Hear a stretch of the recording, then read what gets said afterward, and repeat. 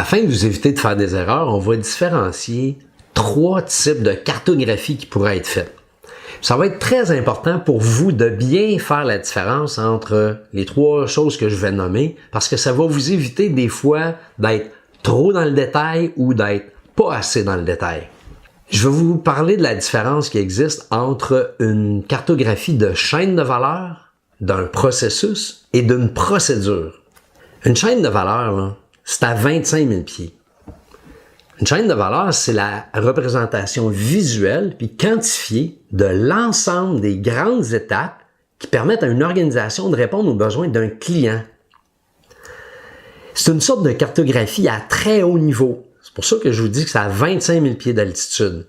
Et c'est l'ensemble des processus. C'est pas le détail des processus, mais c'est l'ensemble des processus. Un processus, c'est comme si vous regardiez le secteur d'une organisation à 5000 pieds d'altitude. Donc, vous regardez les choses aller et vous constatez qu'il y a plusieurs étapes. Il peut y avoir des déplacements, il peut y avoir des attentes, des activités qui créent de la valeur pour un client, puis d'autres qui n'en créent pas. Mais vous êtes à 5000 pieds d'altitude. Vous n'êtes pas dans le micro-détail de chacune des étapes qui se font là. Et chacune de ces étapes-là, ça s'appelle des procédures. Puis lorsqu'on parle de procédure, on est vraiment là, au niveau du sol, là. C'est chaque petite action qui permet au processus de prendre forme. Je vais vous donner un exemple dans le domaine de la santé afin de bien différencier les 3 niveaux dont je viens de parler. La chaîne de valeur pourrait être l'épisode de soins d'un patient. Le processus ou un processus pourrait être la préparation d'une prescription en pharmacie. Puis la procédure serait emballer la prescription. Vous voyez la différence, hein? 25 000 pieds d'altitude, l'épisode de soins. 5 000 pieds d'altitude, le processus de la pharmacie. Et au niveau du sol, emballer une prescription, on est au niveau d'une procédure.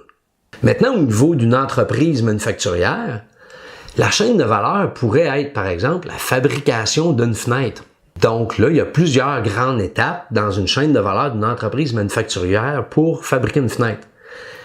On pourrait parler du processus de l'installation de la quincaillerie et une procédure pourrait être déterminer vraiment à quelle hauteur on doit placer une quincaillerie et la manière dont on va la visser. Là, on est dans le micro-détail, donc on est au niveau de la procédure.